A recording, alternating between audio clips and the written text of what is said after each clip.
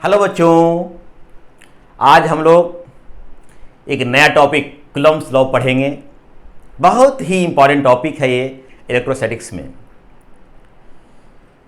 अभी तक आप लोग ये जान गए थे कि कोई भी ऑब्जेक्ट कैसे चार्ज होता है, उसकी क्या प्रॉपर्टी है, लेकिन अब ये जानना है कि अगर कोई दो चार्ज्ड ऑब्जेक्ट है तो उसके बीच में कितना फोर्स लगेगा।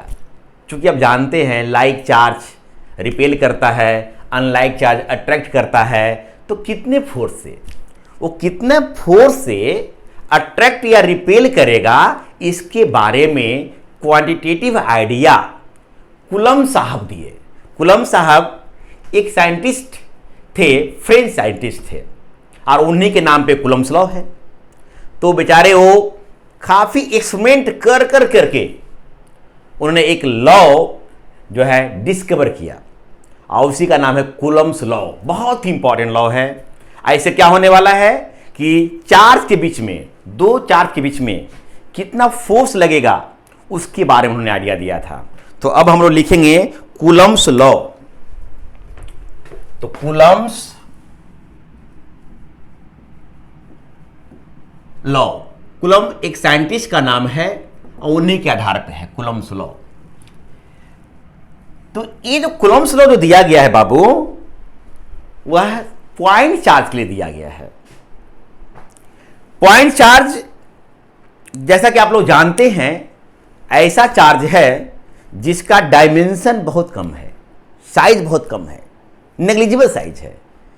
कभी कभी हम बड़े चार्ज, बड़े साइज के जो चार्ज है उसको भी पॉइंट चार्ज मान सकते हैं, अगर पॉइंट ऑफ ऑब्जर्वेशन बॉडी के साइज से बहुत दूर हो। तो इसके बारे में आप पहले से जानते हैं, चार्ज डिस्ट्रीब्यूशन मैंने पढ़ा रखा है। तो ये जाने पहले कूलम्ब्स लॉ किसके लिए दिया गया है? पॉइंट चार्ज के लिए। तो लिखें, it is applicable for point charges only. सिर्फ पॉइंट चार्ज के लिए दिया गया है बाबू। इसका यह मतलब नहीं है कि हम बड़े चार्ज के लिए नहीं लगा सकते हैं, लगा सकते हैं। कैसे लगाएंगे बाद में चर्चा करेंगे, न्यूमेरिकल्स पार्ट में हम बताएंगे आपको। लेकिन अभी ये जाने पॉइंट चार्ज के लिए एप्लीकेबल है। और कूलम्ब साहब जो है ये लॉ जो है एक्सपेरिमेंट के बेसिस पर निकाले, काफी सारे एक्सपेरिमेंट किए और उसके आधार पे कंक्लूजन निकाला, और जो बना कूलम्ब्स लॉ। तो लिखें, it is based on experimental analysis. इन्होंने अलग अलग सिचुएशन में चार्ज पार्टिकल को रखा, अलग अलग डिस्टेंस पे, अलग अलग मीडियम में, और फोर्स कैलकुलेट किया। फोर्स कैसे कैलकुलेट किया? तो एक बैलेंस है, उसका नाम है टॉर्सन बैलेंस। उसके हेल्प से, इसको ऑब्जेक्टिव रूप में कभी कभी पूछा जा सकता है, इससे जानकारी रखना है कि फोर्स कैसे निकाला। इसको मैं लिख देता हूं, force of interaction. Force of interaction मतलब हुआ अट्रैक्टिव फोर्स या रिपल्सिव फोर्स। आप जानते हैं लाइक चार्ज रिपेल करता है, अनलाइक चार्ज अट्रैक्ट करता है। तो जहां जो फोर्स लगे, अट्रैक्शन का फोर्स या रिपल्सन का फोर्स, उसी के लिए मैं लिखूंगा फोर्स ऑफ इंटरेक्शन। तो जो फोर्स ऑफ इंटरेक्शन है between two charges is measured. कैसे मेजर किया उन्होंने? बाई, बस कभी कभी ध्यान रखना, टॉर्सन बैलेंस। मैं लिख देता हूं टॉर्सन। ये तो थ्योरेटिकल है लेकिन ध्यान रख सकते हैं आप, बैलेंस। टॉर्सन बैलेंस एक डिवाइस है जिससे कि छोटा छोटा फोर्स भी आप मेजर कर सकते हैं। Torsion balance. तो जो फोर्स ऑफ इंटरेक्शन उन्हें मेजर किया, बस जानकारी के लिए है। तो ये एक्सपेरिमेंट पे बेस्ड था, और उन्हें क्या निकाला, दो चार्ज के बीच में फोर्स। अब फोर्स जो है कौन सी क्वांटिटी है, वेक्टर। वेक्टर में क्या क्या होगा, मैग्नीट्यूड और डायरेक्शन। तो हम अब चर्चा करते हैं डायरेक्शन के बारे में, कि डायरेक्शन के बारे में कैसे डायरेक्शन लगेगा। तो आप जानते हैं लाइक चार्ज रिपेल करता है और अनलाइक चार्ज अट्रैक्ट करता है। तो देखिए यहां पे लिखें, like charges repel while unlike charges attract each other. अब कैसे लगाए जो समझने की कोशिश करें आप। यहां पे मान लिया जाए कि आपके पास जो है ये प्लस Q1 चार्ज है, प्लस Q1, और एक दूसरा चार्ज लिया, ये देखो पॉइंट चार्ज है बाबू, पॉइंट चार्ज है, बहुत कम साइज है। ये प्लस Q2 चार्ज लिया, दो पॉइंट चार्ज लिया, अब बीच का डिस्टेंस हमारा R है। अब जानते हो लाइक चार्ज हो गया ये, तो रिपेल करेगा। तो देखो कैसे रिपेल करेगा जो समझना, पहले दोनों चार्ज को मिला दो, ये लाइन मिल गया, इसी लाइन के एलोंग, इसी लाइन के एलोंग फोर्स ऑफ इंटरेक्शन लगेगा। क्योंकि आप जानते हैं रिपेल करेगा, रिपेल मैंने दूर करेगा, तो कैसे करेगा, मिलाने वाली लाइन के एलोंग। तो देखो बाबू ऐसे एरो लगाना, ऐसे एरो लगाना, दूर किया है, यह भी इसको रिपेल करेगा, तो इधर की ओर फोर्स लगेगा। तो मिलाने वाली, बहुत इंपॉर्टेंट है कि दो पॉइंट चार्ज के बीच में जो फोर्स लगेगा वो मिलाने वाली लाइन के एलोंग लगेगा। अगर रिपेल करेगा तो एरो दूर होगा, अगर अट्रैक्ट करेगा तो एक दूसरे के पास एरो लेकर के आएगा। तो यहां पे रिपेल करेगा। अब थोड़ा नोटेशन समझने की कोशिश करो बाबू। अब इस फोर्स को दिखाना है, तो इस फोर्स के लिए एक नोटेशन है जो आपको न्यूटन्स लॉ में सिखाया गया भी था, कि क्या है, force on Q2 second charge पे है, तो force on second charge, force on 2, किसकी तरफ फोर्स लग रहा है, फर्स्ट के द्वारा, बाई चार्ज 1।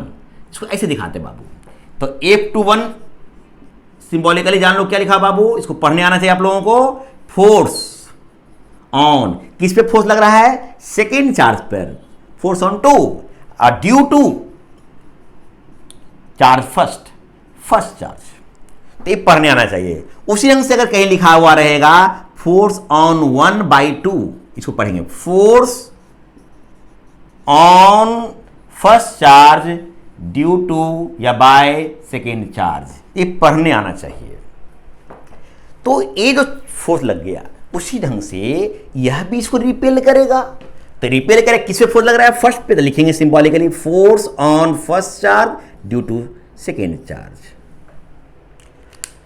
देखो बाबू, ये इस पे लगाया, ये इस पे लगाया, तो ये दोनों इंटरेक्शन किया। तो न्यूटन के थर्ड लॉ से कह सकते हैं कि दोनों का जो मैग्नीट्यूड होगा सेम होगा और डायरेक्शन क्या होगा, अपोजिट। तो देखो डायरेक्शन अपोजिट देख रहे हो, और मैग्नीट्यूड क्या होगा, सेम। अगर मैं इसको F बोल दूं तो यह भी क्या होगा, F होगा। इस तरह से होगा। और देखिए इसमें मान लिया कि ये आपका Q1 ये निगेटिव चार्ज है और ये हमारा ये भी निगेटिव चार्ज हुआ, तो ये दोनों मिल करके लाइक चार्ज है, बीच का डिस्टेंस R है। क्या करेगा, रिपेल। तो मिला दो पहले, रिपेल करके कैसे करें, मिलाना है, पहले मिला दिया, इसी लाइन को रिपेल में दूर करेगा, एरो ऐसे लगाओ। अगर इस पे अगर F फोर्स लगाया A वाला, तो इस पर भी A वाला F ही फोर्स लगाएगा, है ना, एक्शन रिएक्शन पेयर की वजह से। इसको भी F लिखेंगे। आप इसको ऐसे भी लिख सकते हैं, लेकिन बस सीखिए बार बार क्या लिखना है। तो ये दोनों का मैग्नीट्यूड, A इस पे जितना फोर्स लगाएगा यह भी इस पे उतना ही फोर्स लगाएगा, मैग्नीट्यूड में सेम होगा और डायरेक्शन में अपोजिट, जो कि दिख रहा है आपको। उसी ढंग से अगर जो है एक प्लस में चार्ज रहे और एक माइनस में चार्ज रहे, तो इस तरह से ये अनलाइक चार्ज हो गया, अनलाइक चार्ज। और अनलाइक चार्ज क्या करता है, अट्रैक्ट, किधर लगेगा, मिलाने वाली लाइन के लॉन्ग, पहले मिलाना है एकदम, बिल्कुल ध्यान रखें, और इसी के लॉन्ग फोर्स लगेगा, अट्रैक्ट करेगा, पास आएगा। तो इसको ऐसे एरो लगाएंगे आप लोग, इधर ऐसे एरो लगाएंगे, तब बोलेंगे ये फोर्स ऑफ अट्रैक्शन हुआ। अगर ए वाला इस पे एफ लगाया मैग्नीट्यूड वाइज, तो ये वाला भी इस पे एफ लगाएगा, जो है, और दोनों का डायरेक्शन भी अपोजिट। तो इस तरह से ये जो है डायरेक्शन समझ में आ गया। तो लाइक चार्ज रिपेल करेगा, अनलाइक चार्ज अट्रैक्ट करेगा, बिल्कुल सही बात है।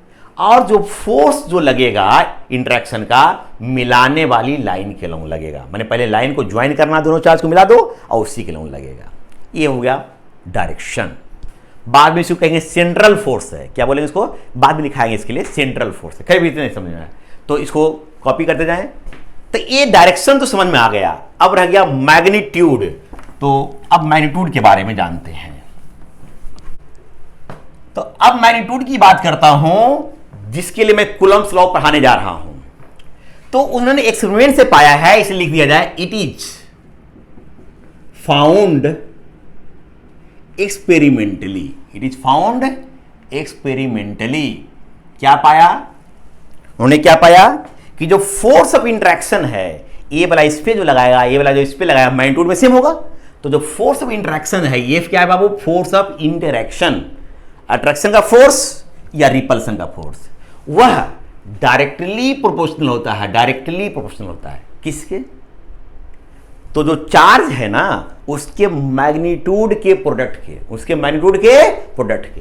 तो जो फोर्स ऑफ इंटरेक्शन है, तो मैग्नीट्यूड, यहां साइन को मैं छोड़ के लिखूंगा, छोड़ के, तो क्या हुआ, Q1 Q2, ये क्या हुआ, चार्ज के मैग्नीट्यूड के प्रोडक्ट के डायरेक्टली प्रोपोर्शनल उन्होंने बताया। और क्या बताया, और बताया कि जो फोर्स लगेगा वह इनवर्सली प्रोपोर्शनल है किसके, तो बीच के जो डिस्टेंस है बाबू उसके स्क्वायर के, इनवर्सली को लिखते हैं 1/, तो 1/r²। इन्होंने ये बताया, एक्सपेरिमेंट कर करके बताया है ना। तो इस तरह से ये जो हमारा दो नियम बताया कि जो फोर्स का जो मैग्नीट्यूड है, मैग्नीट्यूड, एक चीज ध्यान रहे बाबू, फोर्स वेक्टर क्वांटिटी है और उसका मैग्नीट्यूड ऑलवेज पॉजिटिव होता है।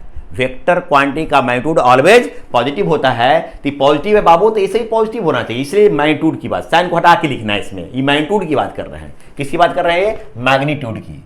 तो साइन को हटा के लिखना है चार्ज को, बिल्कुल ध्यान रखेंगे। तो इस तरह से अब दोनों को क्लब करोगे तो फ्रॉम फर्स्ट एंड सेकेंड, तो क्या हुआ, एफ जो है directly equal to Q1 Q2/r²। अब देखो बाबू कि अब जैसे ही डायरेक्टली प्रोपोर्शनल आया है तो आप क्या करोगे, तो आप इसको इक्वलिटी में बदलने के लिए एक प्रोपोर्शनलिटी कांस्टेंट डालोगे। तो क्या होगा, F बराबर एक प्रोपोर्शनलिटी कांस्टेंट K है, K है, स्मॉल k लिख रहा हूं मैं, स्मॉल k। ये कौन सा k है बाबू, स्मॉल k है, स्मॉल k है, कैपिटल k नहीं, कैपिटल k से अलग चीज दिखाएंगे। तो यहां पे स्मॉल k डाल दिया और Q1 Q2/r², इसी को कूलम्ब्स लॉ कहा जाता है। क्या कहा जाता है, कूलम्ब्स लॉ। तो F इक्वल टू, F क्या है, force of interaction between two charges, या तो लाइक हो या तो अनलाइक हो, अलग बात है, लेकिन मैग्नीट्यूड इसी से दिया जाएगा, K Q1 Q2/r²। जहां ये स्मॉल k है बाबू, स्मॉल k, ये क्या है बाबू, स्मॉल k, प्रोपोर्शनलिटी कांस्टेंट। इसका जो वैल्यू है उन्होंने एक्सपेरिमेंट से पाया, दो बात पे डिपेंड करता है, ध्यान रखें, कितने बात पे, दो बात पे डिपेंड करता है। एक तो कौन सा सिस्टम आप यूज करते हैं यूनिट्स के लिए, जैसे आप लोग जानते हैं सीजीएस सिस्टम होता है, एसआई होता है, तो एसआई में अलग के का वैल्यू हो जाएगा, सीजीएस में अलग हो जाएगा। और दूसरा बहुत इंपॉर्टेंट है, मीडियम पे डिपेंड करता है, मीडियम पर। तो ये जो ये प्रोपोर्शनलिटी कांस्टेंट जो स्मॉल के है बाबू, है ना, जो प्रोपोर्शनलिटी कांस्टेंट, इसका एक और नाम है electrostatic constant, which is also known as, क्या कहलाता है, इलेक्ट्रोस्टैटिक कांस्टेंट, इलेक्ट्रोस्टैटिक कांस्टेंट, या कभी कभी कूलम्बिक कांस्टेंट भी कहते हैं, और कूलम्बिक कांस्टेंट।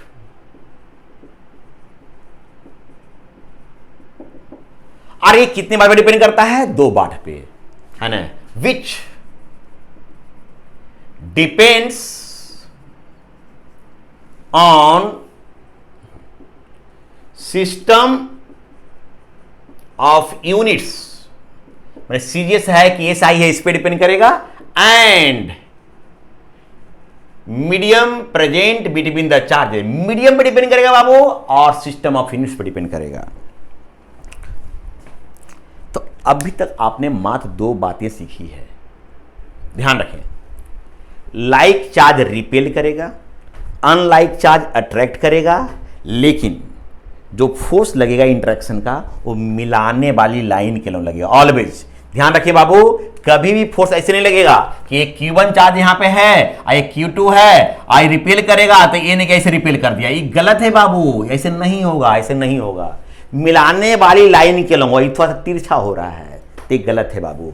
ये हमेशा जब भी फोर्स लगेगा ना तो ऐसे लगेगा रिपेल कर, मिलाने वाली लाइन के लिए है, या तो ऐसे होगा या तो ऐसे होगा। अगर रिपेल करे तो दूर, अटेंड करे तो ऐसे, लेकिन ये वाला नहीं होगा बाबू, ये ध्यान रखिए, ये सही है। तो कहने मतलब ये सीखिए आप कि जो है मिलाने वाली लाइन के लॉन्ग फोर्स लगेगा, डायरेक्शन हमेशा इसकी दिखाना है बाबू अपने मन से। रह गया मैग्नीट्यूड, तो मैग्नीट्यूड के लिए आप समझ में आ गया कि जो फोर्स ऑफ इंटरेक्शन है वह डायरेक्टली प्रोपोर्शनल है किसके बाबू, तो जो चार्ज के मैग्नीट्यूड के product of magnitude of charges और इनवर्सली प्रोपोर्शनल किसके है, डिस्टेंस के स्क्वायर के।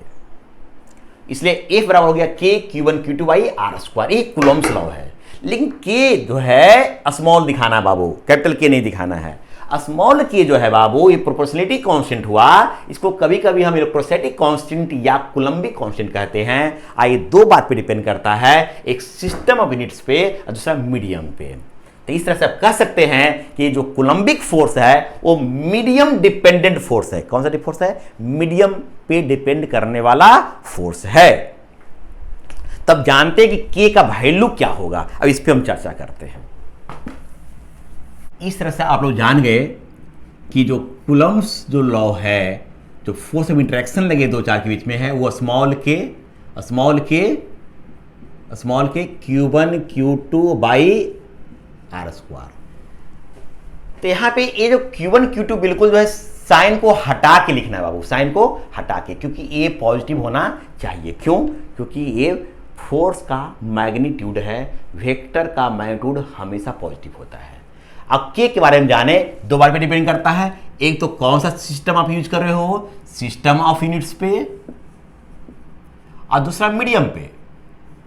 तो अब हम देखते हैं कि कैसे डिपेंड करता है ये। तो पहली बात इसमें लिखते हैं, for CGS system of units, CGS system के लिए तो जो K का जो वैल्यू है, स्मॉल K का जो वैल्यू है वह 1 होता है। कितना होता है बाबू, 1।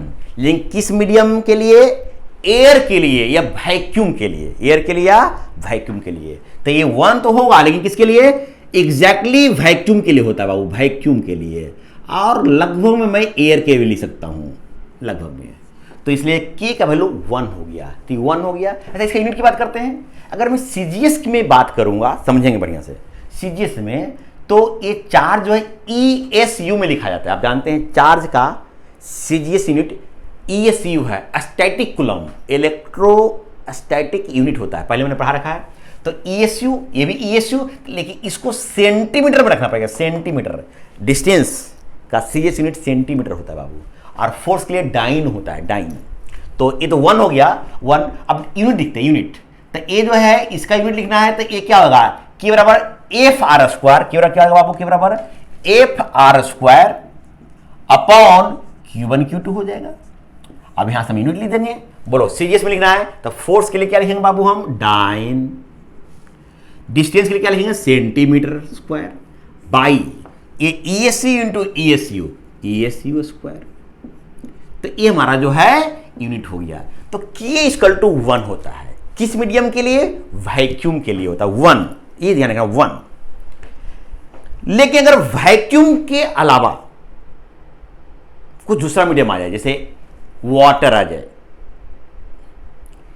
कोई भी ऑयल आ जाए, तो क्या होगा।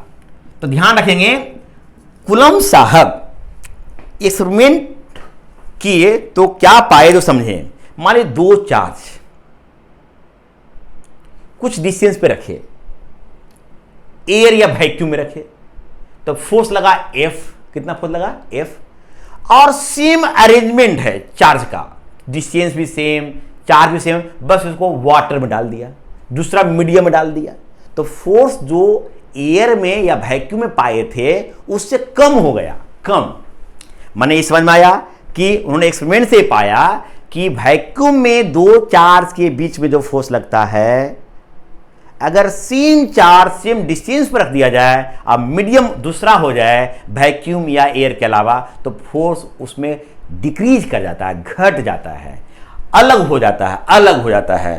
तो जो है और अलग अलग मीडियम और चेंज किए तो उसमें भी अलग अलग पाया गया। तो उन्होंने क्या किया कि के का वैल्यू जो है अलग मीडियम वैक्यूम या एयर से अलग हो जाए तो यहां पे एक नया टर्म डिफाइन कर दिया बाबू, एक नया टर्म जिसको एप्सिलॉन आर कहा गया। क्या कहा गया? Epsilon R. आई तय हो गया कि एप्सिलॉन आर मीडियम पे डिपेंड करेगा, अलग अलग मीडियम का अलग अलग होगा।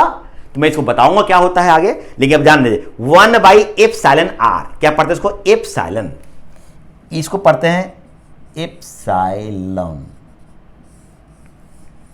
तो 1/एप्सिलॉन आर हो गया, बस इतना वैल्यू हो गया, 9 सेंटीमीटर स्क्वायर बाई ESU का square for any medium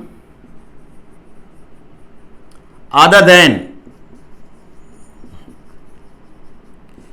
vacuum या एयर। अब ये एप्सिलॉन आर क्या है, थोड़ा सा भी बस ये भी जाने, हल्का सा नाम सिर्फ जाने। पढ़ते क्या बाबू? Epsilon r. इसका एक और नाम है बाबू, कंफ्यूज मत होना, इसका एक और नाम है कैपिटल के कहते हैं बाबू उसको, कैपिटल के। इसलिए यहां पे ये स्मॉल के है, ये स्मॉल के है। एप्सिलॉन आर का एक और नाम क्या है, आगे बहुत फ्रिक्वेंटली यूज होगा, इसलिए मैं लिख रहा हूं कैपिटल के। कैपिटल के जो है एप्सिलॉन आर को कहा जाता है, ये दिमाग में बैठाएं, जैसे से बोलता हूं वैसे सुनते जाएं आप सिर्फ। तो एप्सिलॉन आर का ही एक और हो गया सिंबल कैपिटल के। इसको पढ़ते क्या है बाबू? आर बने रिलेटिव। क्या पढ़ते बाबू? Relative, relative. एक और शब्द आता है बड़ा कठिन सा है, पढ़ें, परमिटिविटी, परमिटिविटी ऑफ मीडियम। तो एप्सिलॉन आर को क्या बोलते हैं? Relative permittivity of medium, relative permittivity of medium. या इसका एक और नाम है dielectric, dielectric constant of medium. ये दो फेमस नाम है, लेकिन कहीं कहीं इसका एक और नाम आता है, कहीं कहीं आता है, मैं इसको लिख देता हूं, स्पेसिफिक इंडक्टिव कैपेसिटी। शॉर्ट में इसको SIC लिखा रहता है, कभी कभी लिखा रहता है, ऑफ मीडियम। तो अभी तक आप लोगों ने जाना कि जो है अगर जो है कूलम्स लॉ क्या है, F equal to small k Q1 Q2 by r square. Small k को कूलम्बिक कांस्टेंट या इलेक्ट्रोस्टैटिक कांस्टेंट कहते हैं, और इसका जो वैल्यू है दो बात पे डिपेंड किया, एक जो है सिस्टम ऑफ यूनिट्स पे, दूसरा मीडियम पे। अगर सिस्टम ऑफ यूनिट्स अगर CGS हो, एक कम यूज होगा लेकिन जानकारी होना है, ये वाला बात। SI हम ज्यादा यूज करेंगे, उस पर चर्चा बार बार करेंगे, लेकिन थोड़ा जान लो, CGS रहेगा तो k का वैल्यू, स्मॉल k का वैल्यू 1 होता है, लेकिन किस मीडियम के लिए? वैक्यूम या एयर के लिए। बहुत ही तो बन जाएगा formula F equal to 1 Q1 Q2 by r square, जब वैक्यूम मीडियम हो या एयर हो। लेकिन अगर वाटर मीडियम हो जाए, ऑयल मीडियम हो जाए, या कुछ और मीडियम हो जाए, तो उस केस में 1/एप्सिलॉन आर लिखा जाता है। 1/एप्सिलॉन आर किसका वैल्यू? स्मॉल k का value, epsilon are. Epsilon r का एक और है कैपिटल के से दिखाते हैं, अभी एप्सिलॉन आर ही मैं दिखाऊंगा बहुत बार, लेकिन दोनों एक ही चीज है बाबू। नाम क्या है? रिलेटिव परमिटिविटी ऑफ मीडियम, और या डायरेक्ट्रिक कांस्टेंट या स्पेसिफिक इंडक्टिव कैपेसिटी। इसका वैल्यू सवाल में दिया हुआ रहेगा आपका, किसका वैल्यू? Epsilon r. इसका वैल्यू अलग अलग मीडियम के लिए क्या होगा बाबू? अलग अलग होगा। तो कुछ बातें आज जान लें, इस पर आगे चर्चा होती रहेगी, आगे भी डिटेल से पूरी इलेक्ट्रोस्टैटिक्स में चलते रहेगा इसका चर्चा, कैसे डिपेंड कर क्या होगा। अभी बस कुछ बातें जानने। तो एप्सिलॉन आर जो है ना, ये ऑलवेज 1 से बड़ा होता है, ग्रेटर होता है। या मिनिमम 1 होता है बाबू, 1 से लेसर नहीं होता है। मैंने एप्सिलॉन आर का मिनिमम वैल्यू 1 होता है, अब मैक्सिमम इन्फिनिटी तक जाता है, इन्फिनिटी तक। एप्सिलॉन आर का वैल्यू एग्जैक्टली 1 होता है किस मीडियम के लिए? For vacuum. ये सब जो मैं लिख रहा हूं उसको ध्यान रखना है। एप्सिलॉन आर का वैल्यू जो है ना एयर के लिए जो है 1.0006 होता है, किसके लिए? For air. लेकिन कैलकुलेशन में हम जो यूज करेंगे, क्या यूज करेंगे? 1 ही यूज करेंगे, किसके लिए? For air. क्योंकि इतना नहीं, बहुत कम वैल्यू है, जस्ट स्लाइटली ग्रेटर देन 1 है, किसके लिए? एयर के लिए। तो इसलिए जो है फॉर एयर के लिए हम 1 ही यूज करेंगे आपसे सवाल में, चाहे इसलिए मैंने लिखा है वैक्यूम हो या एयर हो, दोनों के लिए 1 लेना है ना। लेकिन 1 से हल्का जानकारी के लिए थोड़ा सा ज्यादा होता है बाबू, लेकिन आपको ऑलवेज 1 ही यूज करना है, चाहे वैक्यूम रहे या एयर रहे। और एप्सिलॉन आर का वैल्यू जो है ना वाटर के लिए जो है 80, कहीं 80 लिखा होता है, कहीं 81 लिखा होता है। तो 80 किसके लिए होता है बाबू? वाटर के लिए, इसको ध्यान रखेंगे। और कोई भी कंडक्टर है, मेटल है ना, तो उसके लिए वैल्यू जो है ना इन्फिनिटी हो जाता है, बहुत ज्यादा। फॉर मेटल या कंडक्टर बहुत ज्यादा होता है। और आगे चर्चा भी होगी कि ये जो है इसको ना यूनिट होगा ना डायमेंशन होगा, सिर्फ नंबर है, ये सब नंबर है। देखो यूनिट लगाए हैं नहीं लगाए हैं ना, आगे सब देखिएगा धीरे धीरे सब। तो इस तरह से जो है आप लोगों ने देखा कि एप्सिलॉन आर का जो वैल्यू है 1 या 1 से ज्यादा होगा। वैक्यूम के लिए ऑलवेज याद रखें, जितना मैंने लिखा उसको याद रख लेना बाबू। बाकी कोई भी इसके अलावा रहेगा तो उसका वैल्यू क्वेश्चन पेपर में जरूर देगा, जरूर। लेकिन इतनी बातें आपको ध्यान रखना है, इसमें कहीं भी ना यूनिट है ना डायमेंशन है। क्यों नहीं है, आगे भी चर्चा सब हो जाएगी। लेकिन समझ में आ गया कि ए एप्सिलॉन आर हैज, अभी देख करके समझ में आया, has no units and dimensions. और कभी कभी ऑब्जेक्टिव में से पूछ देता है, मैं बता देता हूं कि जैसे टेम्परेचर बढ़ाते हैं, टेम्परेचर बढ़ाते हैं ना, तो एप्सिलॉन आर का वैल्यू डिक्रीज करता है। क्या करता है बाबू? डिक्रीज करता है। इतनी बातें अभी आप जानें। तो चूंकि आप जान गए कि जो कोई मीडियम में अगर मैं चार्ज कर रख दूं तो नीचे में एप्सिलॉन आर आ गया, इसका वैल्यू 1 से ज्यादा है, तो इसलिए मीडियम में जो फोर्स लगेगा चार्ज के बीच में, वो कम हो जाएगा। किससे? जब वैक्यूम में जो फोर्स लग रहा था। तो अभी आप लोगों ने जाना कि सीजीएस यूनिट में के का वैल्यू, स्मॉल के का वैल्यू क्या होगा। तो अब इस पर छोटा सा 1-2 न्यूमेरिकल्स कर लेते हैं ताकि आपको वैल्यू याद हो जाए और पुट करने आ जाए।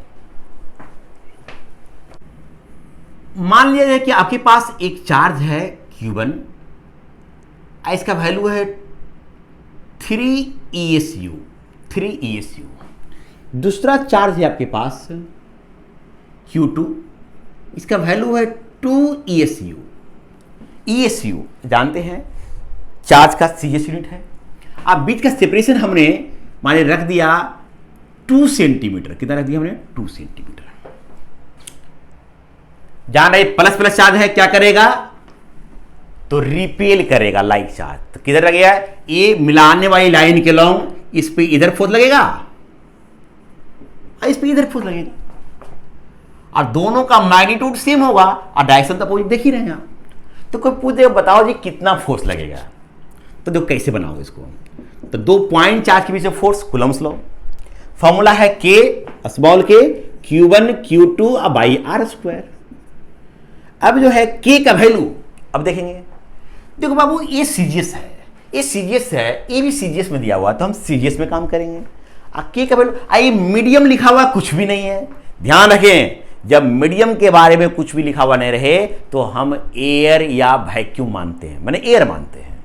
नहीं मीडियम लिखा हो तो एयर का 1 होता है, तो एयर हो गया ना मीडियम। यहां पे मीडियम नहीं, नॉट इफ,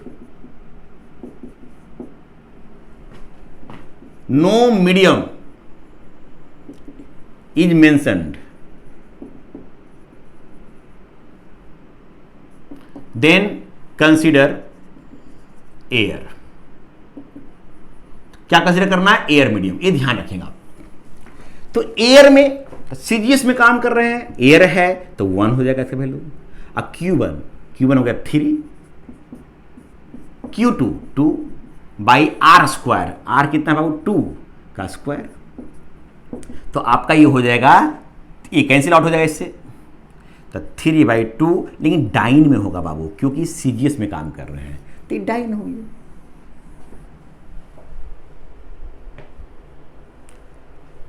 अगर इसी सवाल में ये कह दिया जाए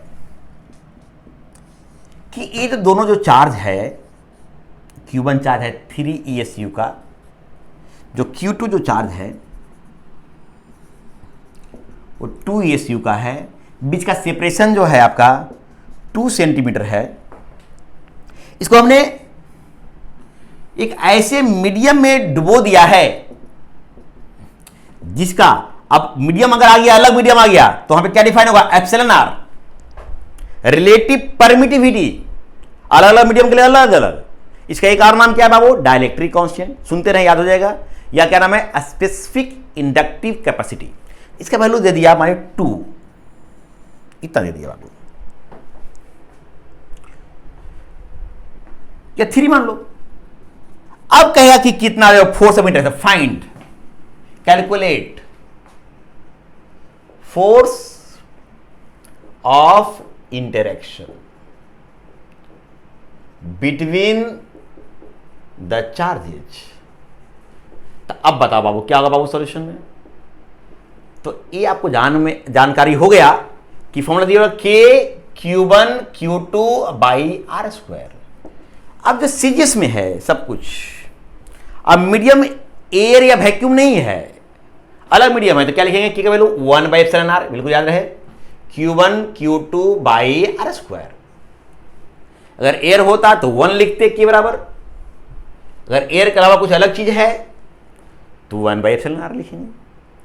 अब पुट करो वैल्यू 1, एप्सिलॉन का वैल्यू 3, Q1 कितना बाबू 3, इस साइन को हटा लिखना ऑलवेज, ये कितना बाबू 2 बाई आर कितना है 2 का स्क्वायर, ये कैंसिल हो जाएगा, यहां से ये कैंसिल हो जाएगा, तो 1/2 डाइन, हाफ डाइन। और यहां एक बड़ा इंपॉर्टेंट चीज आपको दिमाग में बैठाना है बाबू, बताओ सेम चार्ज सेम डिस्टेंस पर यहां फोर्स 3/2 डाइन और यहां पे हाफ डाइन, कौन बड़ा है, बड़ा ए वाला है, ये 1.5 डाइन है और 0.5 डाइन है, ये बड़ा है। मतलब ये हुआ एयर में या वैक्यूम में दो चार्ज के बीच में सबसे ज्यादा फोर्स लगता है, अब मीडियम में क्या लगेगा, कम। तो ध्यान रखेंगे ऑलवेज कि जो है हमारा मीडियम में जो फोर्स लगेगा दो चार्ज के बीच में, ये ध्यान रखेंगे, अब वो कम लगेगा किससे, जो वैक्यूम में लग रहा है। अब वैक्यूम जो लगेगा वो एयर मानते हैं, और कम तो लगेगा, लेकिन कितना कम लगेगा बाबू, बहुत इंपॉर्टेंट है। देखो बाबू, ये मीडियम इतनी लग रहा है ना, तो ये तो एयर में लगा, एयर में लगा, दैट मीन्स कि क्या हुआ, एयर या वैक्यूम में जो फोर्स लगेगा और डिवाइड बाई एप्सिलॉन आर कर देंगे, मैंने एप्सिलॉन आर से अगर मैं डिवाइड करूंगा तो मीडियम में फोर्स होगा, तुरंत हो जाएगा। अब यहां पे तुरंत कर सकते थे, सेम चीज है ना, यहां 3/2 डाइन है, मीडियम में डाल दिए, एप्सिलॉन आर 3 है तो एप्सिलॉन आर से डिवाइड कर दो तो 1/2 डाइन होगा, करने की जरूरत ही नहीं था। इसलिए ध्यान रखेंगे आपसे कि मीडियम में दो चार्ज के बीच में जो फोर्स लगता है वो कम लगता है, किसके बनिस्पत, एयर में रखते हैं उसके बनिस्पत।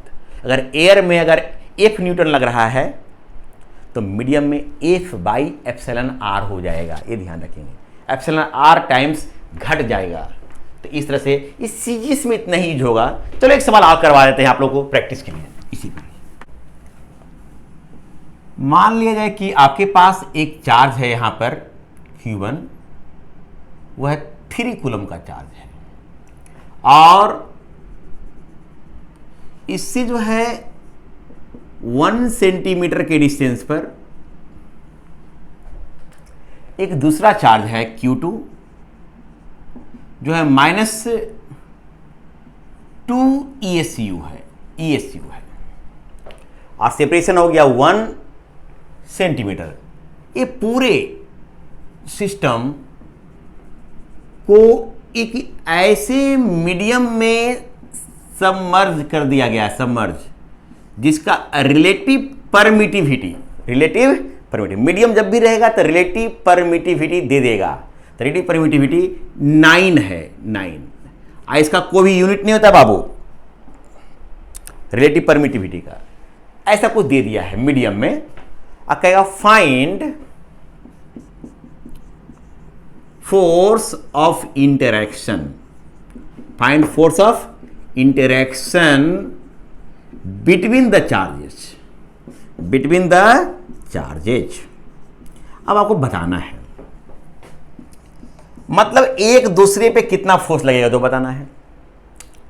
तो पहली बात जाने कि दोनों अनलाइक चार्ज है, तो क्या करेगा यह अट्रैक्ट।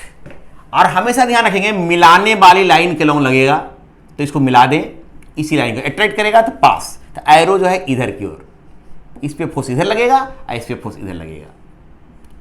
तो ये अनलाइक चार्ज अट्रैक्ट कर लिया, माने जो फोर्स जो लगेगा वो अट्रैक्टिव इन नेचर होगा बाबू, अट्रैक्टिव इन नेचर। इस तरह से हम डायरेक्शन पता कर लिए।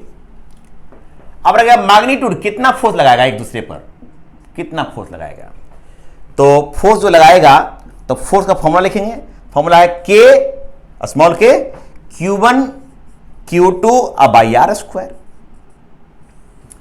लेकिन ध्यान दिया जाए कि यहां पे ये तो ये सीजीएस यूनिट है, ISI है, ये सीजीएस है, तो सबको हम सीजीएस में बदल देते हैं, तो हम सीजीएस में काम करेंगे। और सीजीएस में जो के का वैल्यू याद रखना 1 होता है एयर या वैक्यूम के लिए, लेकिन तो कोई मीडियम है बाबू, तो इसलिए मीडियम होता है 1/εr, इसको याद रखेंगे 1/ε। एक किसका वैल्यू हुआ, के का वैल्यू हुआ। अब फिर हो गया Q1 Q2 by r square. तो अब वैल्यू पुट करते हैं 1/εr कितना है बाबू, ये 9, εr का वैल्यू 9।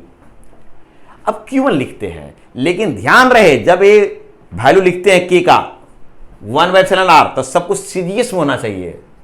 तो यहां पे हमारा क्या है बाबू, ये जो है Q1 3 कूलम है, तो कूलम लिखेंगे तो गलत हो जाएगा। तब वो क्या करना पड़ेगा, यहां पे आपको याद होना चाहिए 1 कूलम को ESU में बदलेंगे, तब होता है 3 × 10⁹ ESU। ये बिल्कुल याद रखेंगे आप लोग, 1 कूलम इक्वल टू, तो कितना Q1 कितना 3 कूलम ने है, तो 3 कूलम और 1 कूलम इक्वल टू 3 × 10⁹ ESU। तो ESU में बदला गया ये, तो ESU में हो गया, एक तरह से ESU में हो गया ये Q1। अब Q2 लिखेंगे, Q2 हमेशा चूंकि ये फोर्स है, फोर्स का मैग्नीट्यूड निकाल रहे हैं, फोर्स का मैग्नीट्यूड हमेशा पॉजिटिव होगा, साइन को हटा के लिखना है तो 2 लिखाएगा बाबू 2। अब बाई आर स्क्वायर, आर कितना है 1, तो 1 का स्क्वायर कर देंगे, सेंटीमीटर में ही है सीजीएस में। तो हमने क्या किया कि 1/εr 9 लिखा, 3 कूलम को हमने ESU में बदला, तो 1 कूलम इक्वल टू 3 × 10⁹ ESU, याद रखेंगे। तो 3 कूलम इक्वल टू 3 × 10⁹, और इसको साइन को हटा के लिखना है बाबू, लिख दिया। तो ये जो आएगा वो आपका डाइन में आएगा, तो इसको सोल्व करते हैं 9, 3 × 3 9, 9 से कैंसिल आउट हो जाएगा, है ना, ये 1 हो जाएगा बाबू। इस तरह से आपका जो है आंसर आएगा 2 × 10⁹ डाइन हो गया। ये आपका आंसर हो गया बाबू। अगर जो न्यूटन में आंसर रहेगा तो इसको न्यूटन बदल देना है। तो आप लोग जानते हैं न्यूटन बदलने के लिए क्या करते हैं, आप लोग जानते हो 1 न्यूटन इक्वल टू 10⁵ डाइन।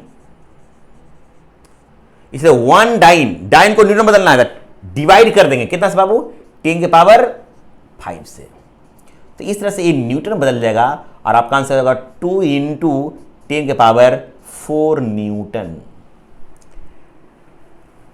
तो अभी तक जो हमने चर्चा किया कूलम्स लॉ, लेकिन जो है सीजीएस सिस्टम में, तो वैल्यू याद रखेंगे आप लोग अब कि सीजीएस सिस्टम में अगर रहेगा तो के जो स्मॉल के है कूलम्बिक कांस्टेंट का वैल्यू 1 होगा एयर या वैक्यूम के लिए, और कोई अन्य मीडियम रहेगा तो 1/εr होगा।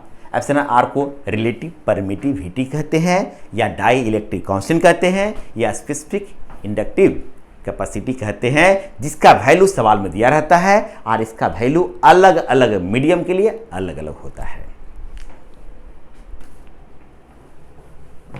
अब हम बात करेंगे कि स्मॉल के का वैल्यू एसआई यूनिट में क्या होगा। तो लिखिए अब आप लोग बी में वैल्यू ऑफ स्मॉल के फॉर एसआई यूनिट्स। देखो बाबू, आप लोग कूलम्स लॉ जान गए। Coulomb's law force of interaction जो 2 पॉइंट चार्ज के बीच में होगा, स्मॉल के Q1 Q2 by r square होगा बाबू। अब ये के का वैल्यू क्या होगा जो जानना है। तो एस आई यूनिट में जब इसको कूलम में लेंगे और इसको हम मीटर में लेंगे तो ऑब्वियसली ये न्यूटन निकल के आएगा। तो इसमें जो के का वैल्यू जो है एक्सपेरिमेंटली पाया गया है 9 इंटू 10 के पावर 9, 9 इंटू 10 के पावर 9। तो लिखिएगा हेयर इस सिस्टम में के जो हमारा आया बाबू, के बराबर है वो 9 इंटू 10 के पावर 9, 9 इंटू 10 के पावर 9। अच्छा, इसका यूनिट क्या होगा बाबू, देखो तो चूंकि ए फिजिकल टू है के Q1 Q2 by r square, इसलिए के बराबर हो जाएगा एफ आर स्क्वायर अब बाई Q1 Q2। तो इस तरह से अगर तुम देखो यहां पर तो हो जाएगा इसका यूनिट न्यूटन, इसका होगा metre square upon coulomb square. तो के का वैल्यू जो है 9 इंटू 10 के पावर 9 न्यूटन मीटर स्क्वायर पर कूलम स्क्वायर होगा। आइए किस मीडियम के लिए होता है बाबू, क्योंकि मीडियम पर भी डिपेंड करता है। तो फॉर ए वैक्यूम के लिए होगा या एयर के लिए होगा, ये ध्यान रखें। तो अब से जानेंगे कि कूलम्स लॉ जब लगाएंगे तो जो ये जो कांस्टेंट है, कूलम्बिक कांस्टेंट है, इसका वैल्यू इस टाइम में 9 इंटू 10 के पावर 9 न्यूटन मीटर स्क्वायर पर कूलम स्क्वायर होगा। लेकिन बाबू ये कांस्टेंट है, इसको हमारे साइंटिस्ट जो है कुछ अलग कांस्टेंट से दिखाया। देखो क्या दिखाया है, ये के को हमारे साइंटिस्ट जो है ना इसको बोल दिया 1/4 पाई एप्सिलॉन नॉट। क्या बोल दिया गया, 1/4 पाई एप्सिलॉन नॉट। हालांकि के का वैल्यू इतना है, इसी वैल्यू को एक कांस्टेंट से दिखाया है। वो क्या है, 1/4 पाई एप्सिलॉन नॉट, इससे दिखा दिया है। इसका ये मतलब हो गया बाबू कि इसी का वैल्यू हो गया कितना, इसका वैल्यू 9 इंटू 10 के पावर 9 न्यूटन मीटर स्क्वायर पर कूलम स्क्वायर, इतना हो गया। तो इस पे ध्यान देते हैं। तो इसमें जो है ये तो फोर्स समझते हो तुम लोग, पाई भी समझते हो, पाई 22/7 है या 3.14 है। लेकिन अब एक नया चीज आ गया बाबू यहाँ पे, इसको बोलते हैं एप्सिलॉन नॉट। क्या बोलते हैं इसको, एप्सिलॉन नॉट। ध्यान रखिए, एप्सिलॉन नॉट, एप्सिलॉन नॉट पढ़ने आ गया आप लोगों को। एप्सिलॉन नॉट, ये एप्सिलॉन नॉट है, पढ़ने आ जाए एप्सिलॉन नॉट। और ये एप्सिलॉन नॉट जो है बाबू, लीजिए यहाँ पर एप्सिलॉन नॉट है, पढ़ने आ जाएगा आप लोगों को। अब एप्सिलॉन नॉट पढ़ते हैं, इसको बोलते हैं हम परमिटिविटी या एब्सोल्यूट। ये बोलते हैं या नहीं भी बोलते हैं इसको यहां पर, तो absolute permittivity, of free space को वैक्यूम भी कहा जाता है। तो इस तरह से आप लोगों ने देखा कि एप्सिलॉन नॉट जो है कांस्टेंट है, कांस्टेंट तब नहीं कांस्टेंट होगा, कांस्टेंट है। इसका नाम पढ़ लो, भी याद कर लो, परमिटिविटी ऑफ फ्री स्पेस या परमिटिविटी ऑफ वैक्यूम, है ना, एक कांस्टेंट है बाबू। अब इसका वैल्यू भी निकालेंगे। तो देखो इसका वैल्यू कैसे निकालेंगे, देखो ध्यान से। आप देखो यहां पे दिया हुआ 1/4 pi epsilon not, 1/4 pi epsilon not बराबर है 9 इंटू 10 के पावर 9। तो इसीलिए हम कह सकते हैं एप्सिलॉन नॉट बराबर 1/4 पाई इंटू, नीचे ऊपर जाएगा नीचे आ जाएगा, 9 इंटू 10 के पावर 9 और कुछ यूनिट होगा, ठीक है। इसका वैल्यू जब निकाला गया तो ये पाया गया 8.85 इंटू 10⁻⁻12, 8.85 इंटू 10⁻12। अब इसका यूनिट की बात करेंगे हम, तो यूनिट की बात करते हैं। देखो बाबू, ये एप्सिलॉन नॉट ये इधर जाएगा तो ये नीचे आएगा, ये जब नीचे आएगा तो न्यूटन मीटर स्क्वायर नीचे आ जाएगा और कूलम स्क्वायर ऊपर हो जाएगा। तो क्या आ जाएगा बाबू हमारा, coulomb square upon newton metre square, coulomb square upon newton metre square, है ना। ये आपका जो है यूनिट हो गया। तो इसलिए आपसे याद रखें एप्सिलॉन नॉट क्या है 8.85 into 10⁻12 coulomb square upon newton metre square. अगर ए अभी क्लियर नहीं हुआ तो यहां पे देख लो फिर से। ए फिजिकल टू बाबू है 1 बाई क्या स्मॉल के वैल्यू आ गया 1/4πε0 जिसका इकट्ठा वैल्यू है 9 इंटू 10⁻9। तो Q1 Q2/r²। तो एप्सिलॉन नॉट बराबर हो जाएगा बाबू, एप्सिलॉन नॉट बराबर हो जाएगा है ना Q1 Q2/4πfr²। अब समझ में आ जाएगा ऐसा unit coulomb into coulomb coulomb square. ये तो इसका अलजेब्राइक कांस्टेंट का कुछ भी नहीं होता यूनिट डायमेंशन, इसका होगा न्यूटन मीटर स्क्वायर करने गया। तो ये हमारा जो है एप्सिलॉन नॉट। तो एप्सिलॉन नॉट कांस्टेंट है जिसको परमिटिविटी ऑफ फ्री स्पेस पढ़ते हैं और इसका वैल्यू 8.85 इंटू 10⁻12 कूलम स्क्वायर पर न्यूटन मीटर स्क्वायर होता है। और एक चीज समझिए आप लोग, मैं इसको ध्यान रखें, यहां पे जो आया यूनिट जो आया एस आई यूनिट जो आया थोड़ा समझेंगे बढ़िया से इसको। S I unit of epsilon not जो आया कितना है बाबू coulomb square upon newton metre square. मैं इसको लिख सकता हूं coulomb square upon newton metre into metre लिख सकता हूं। मीटर स्क्वायर को 2 बार में ब्रेक कर दिया।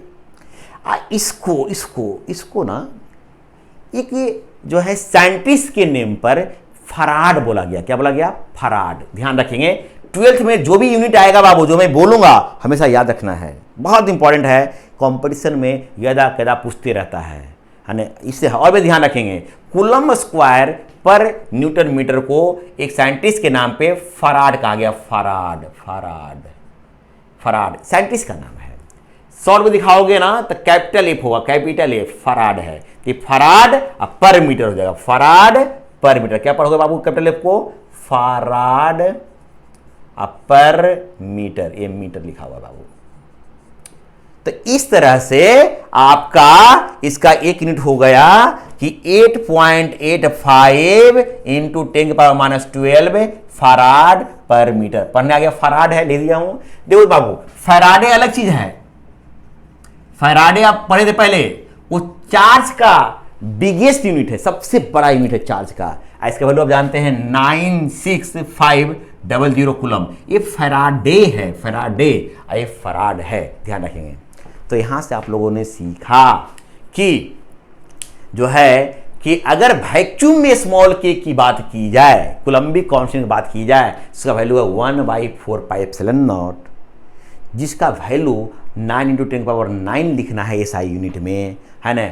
इसको एप्सिलॉन नॉट पढ़ते हैं। इसको परमिटिविटी या absolute permittivity of free space या वैक्यूम कहते हैं, जिसका वैल्यू आपको ये होता है। और यूनिट ध्यान रखेंगे एक अच्छी। तो आपका जो है ये वैल्यू आया जो है ये किसके लिए आया? वैक्यूम के लिए आया या एयर के लिए आया। अब मीडियम में क्या होगा इसके बारे में चर्चा करते हैं। हाँ, तो इसमें नेक्स्ट पॉइंट देखते हैं कि स्मॉल के का जो वैल्यू है बाबू वो मीडियम में बात करते हैं। आप लोग जान गए हैं कि चार्ज अगर एयर में है और सेम चार्ज सेम डिस्टेंस पर मीडियम में आ जाए, मीडियम में, तो फोर्स सेम नहीं लगता है, बल्कि मीडियम में फोर्स कम हो जाता है, घट जाता है, डिक्रीज कर जाता है। और कितना डिक्रीज करता है? एप्सिलॉन आर, जो कि पहले भी देखे थे आप। तो इसलिए के का वैल्यू जो है एसआई में ही बात कर रहे हैं, लेकिन मीडियम जो है एयर से अलग हो जाए तो ये बदल जाएगा। और अभी तक आप जान रहे थे कि 1/4πε0 एयर या वैक्यूम में, अब नीचे में एप्सिलॉन आर आ जाएगा। इस तरह से अब के का वैल्यू आ जाएगा 1/4πε0 एप्सिलॉन आर। ये जो है for any medium other than vacuum और एयर। तो कोई दूसरा मीडियम नजर आ जाए एयर या वैक्यूम के अलावा तो नीचे में एप्सिलॉन आर भी आ जाएगा, है ना। और इसका वैल्यू आप जानते हैं, इसका वैल्यू 9 इंटू इतना का वैल्यू, इतना का वैल्यू 9 इंटू 10⁻9 एसआई में होता है बाबू, है ना। अब जो है इसको जो है बहुत जगह पे यही मेन है, लेकिन बहुत जगह पे इस दोनों को इकट्ठा एप्सिलॉन कह दिया जाता है।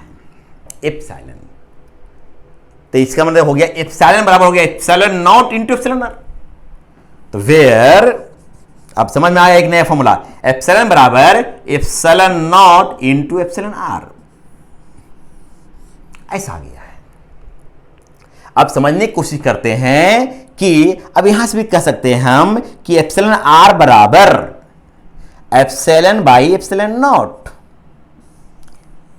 अब यहां पे बात आती है एप्सिलॉन को पढ़ते क्या है, तो ये एप्सिलॉन जो है वेयर एप्सिलॉन को है ये परमिटिविटी, एब्सोल्यूट माने पूरा, एब्सोल्यूट परमिटिविटी ऑफ मीडियम। ये मीडियम का जो टोटल परमिटिविटी है, पूरा permittivity, absolute permittivity of medium, ये मीडियम का हो गया एप्सिलॉन। ध्यान रखें ये मीडियम के लिए एप्सिलॉन आएगा, तो absolute permittivity of medium. Epsilon बराबर epsilon not into epsilon are. Epsilon not क्या है बाबू, तो absolute permittivity of free space, ये वैक्यूम मैंने पहले लिख दिया है, फ्री स्पेस ये वैक्यूम। एप्सिलॉन आर क्या है, रिलेटिव परमिटिविटी ऑफ मीडियम। तो ये फिर से मैं लिख देता हूं ताकि आपको ध्यान रहेगा। एप्सिलॉन आर क्या है, absolute permittivity of free space या इसी कहते हैं वैक्यूम। और एप्सिलॉन आर जो है ना बाबू, इसमें एब्सोल्यूट नहीं लगा, इसमें रिलेटिव, आर माने रिलेटिव है, रिलेटिव परमिटिविटी ऑफ मीडियम। और इसी का आप लोग नाम जाने डाइलेक्ट्रिक कांस्टेंट या SIC, स्पेसिफिक इंडक्टिव कैपेसिटी। इस तरह से तो एप्सिलॉन आर बराबर एप्सिलॉन बाई एप्सिलॉन नॉट। ध्यान देंगे एप्सिलॉन आर यहां पे ये जो है परमिटिविटी ऊपर में भी है, ऊपर में नीचे में भी है, तो ratio similar physical quantity ratio है, इसीलिए इसको ना तो यूनिट होता है और ना तो डायमेंशन होता है, ये ध्यान रखेंगे आप।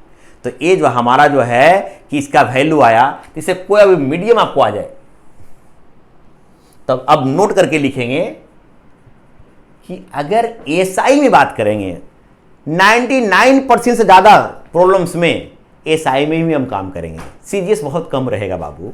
तो अगर हम बात करेंगे तो हम F बराबर फोर्स ऑफ इंट्रैक्शन दो पॉइंट्स के चार्ज के बीच में क्या लिखेंगे, 1/4πε0 Q1 Q2 बाई r²। एक कब लिखेंगे, ये जो है ये वैक्यूम में होगा या एयर में होगा, एयर या वैक्यूम बात एक ही है, ये फॉर्मूला लिखेंगे हम। अगर कोई मीडियम आ गया बाबू, कोई मीडियम आ गया उसमें फोर्स लिखेंगे तो फॉर्मूला आपका बन जाएगा स्मॉल के value 1/4πε0 epsilon R Q1 Q2 by r²। सब कुछ सेम है, बस ये नीचे में आ गया है। और एप्सिलॉन आर का वैल्यू आप जानते हैं हमेशा एक से ज्यादा होता है। अब वैक्यूम के केस में 1 होता है एप्सिलॉन आर का वैल्यू, एयर के केस में 1 से हल्का सा ज्यादा होता है, लेकिन कैलकुलेशन में 1 यूज करते हैं। तो ऐसा है, तो ये एक से ज्यादा है, इससे यहां से अर्थ स्पष्ट हुआ कि जो मीडियम में जो फोर्स लगेगा, दो चार्ज जब मीडियम में रहेगा तब जो फोर्स लगेगा, अगर एयर में रखा हुआ है उसके रिस्पेक्ट में कम लगेगा। बस मीडियम का अंतर हो, बाकी चार्ज सेम हो, सेपरेशन सेम हो, तो मीडियम में फोर्स कम लगता है और वैक्यूम में या एयर में फोर्स क्या होता है, ज्यादा होता है। ये ध्यान रखेंगे, है ना, ये ऑलवेज। और अगर दोनों को डिवाइड कर दिया जाए फ्रॉम जो है फर्स्ट डिवाइड बाई सेकेंड, ऐसा कर दिया जाए तो FV बाई FM जो है डिवाइड करो बाबू, डिवाइड कर देता हूं, तो Q1 Q2 कैंसिल आउट हो जाएगा, r² कैंसिल आउट हो जाएगा, इससे ये कैंसिल, तो नीचे भी आ जाएगा ना, तो नीचे के नीचे ऊपर चला जाएगा बाबू, तो ये एप्सिलॉन आर हो जाएगा। बहुत इंपॉर्टेंट है, आपसे ध्यान रखेंगे आप कि एप्सिलॉन आर का यहां पे दो डिफिनीशन आ गया। पहला वहां से आया एप्सिलॉन बाई एप्सिलॉन नॉट, और दूसरा जो आया बाबू एप्सिलॉन आर बराबर FV बाई FM। तो इसको और थोड़ा समझें, बहुत बार आपको पूछेगा कि एप्सिलॉन आर क्या है। तो एप्सिलॉन आर रिलेटिव परमिटिविटी, ये रेशियो है। रेशियो क्या है बाबू, तो किसी मीडियम का एब्सोल्यूट परमिटिविटी और फ्री स्पेस का एब्सोल्यूट परमिटिविटी का रेशियो है। तो एप्सिलॉन बाई एप्सिलॉन नॉट है, पहली बात है। इसको ना तो यूनिट होगा ना डायमेंशन होगा, इसका वैल्यू ऑलवेज 1 या 1 से ग्रेटर होगा। या दूसरा FV बाई FM, FV क्या है, जब दो चार्ज वैक्यूम में हो या एयर में हो, तब जो फोर्स लग रहा हो, और सेम अरेंजमेंट को मैंने किसी अन्य मीडियम में रख दिया तब जो फोर्स लग रहा है। पहले कहां? वैक्यूम में फोर्स ऊपर में, और बाद में जब उसी सिस्टम को कहां रख दिया? मीडियम में, तब जो फोर्स लग रहा है। उस दोनों का रेशियो ये एप्सिलॉन आर है। एक और मैं बताऊंगा डिफिनेशन, वो कैपेसिटेंस से पढ़ाऊंगा आपको। 3 तरह का डिफिनेशन इसका बनेगा आपको, तभी 2 भी ध्यान रखेंगे। और यही से जो है 7th बात अब ध्यान रखेंगे कि किसी मीडियम में जो फोर्स लगेगा, मीडियम में फोर्स जो लगेगा तो नीचे आ जाएगा। तो एयर में फोर्स निकल गया है वैक्यूम में, तो बाई एप्सिलॉन आर कह दें। एप्सिलॉन आर का ही जो है ना नाम है कैपिटल के भी है। कैपिटल के क्या है बाबू? Dielectric constant. ध्यान रखें, दोनों सेम चीज है बाबू। इसको बोलते हैं रिलेटिव परमिटिविटी ऑफ मीडियम। इसी को कैपिटल के भी दिखा, कैपिटल के है डाइलेक्ट्रिक कांस्टेंट, दोनों सेम चीज है। तो कहीं भी अगर कैपिटल के लिखा हुआ है ना तो नहीं कंफ्यूज होना है, दोनों एप्सिलॉन आर ही है, वो एप्सिलॉन आर ही है। ध्यान रखें, स्मॉल के नहीं, कैपिटल के। लोग कंफ्यूज होते हैं, यहां पे स्मॉल के है बाबू, एक कैपिटल के। ये एप्सिलॉन आर और कैपिटल के सेम चीज होता है। तो इस तरह से आप लोगों ने ये जाना कि अगर 2 पॉइंट चार्ज एयर में है तो हम अब फोर्स लगाएंगे एसआई में 1/4πε0 Q1 Q2/r²। इसका वैल्यू 9 × 10⁹ होगा एसआई यूनिट में। और ये जो हमारा है ये चार्ज साइन के जो है हटा के लिखना है, साइन को हटा के लिखना है ये, क्योंकि मैग्नीट्यूड पॉजिटिव होना चाहिए। मीडियम में फोर्स घट जाता है कितना? एप्सिलॉन आर टाइम्स घट जाता है। मीडियम फोर्स लिखना है ना तो जो वैक्यूम या एयर में फोर्स है उसका एप्सिलॉन आर टाइम्स घट जाएगा, तो नीचे में डिवाइड कर देंगे। इसका वैल्यू 1 से ज़्यादा होता है। एक बात को अब ध्यान रखेंगे।